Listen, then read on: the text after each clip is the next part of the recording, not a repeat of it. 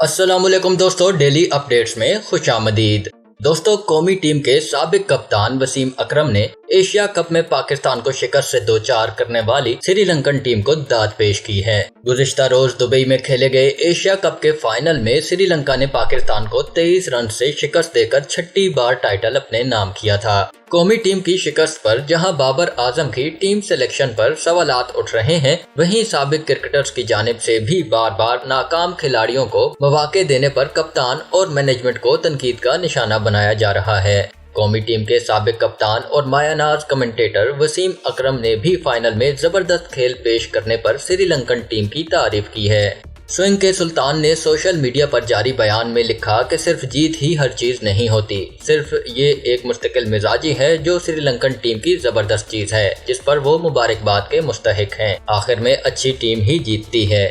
याद रहे कि इससे कबल एशिया कप के सुपर 4 मरहले में पाकिस्तान के खिलाफ मैच से कबल वसीम अकरम को श्रीलंका के फास्ट बॉलर्स को बॉलिंग टिप्स देते हुए देखा गया था।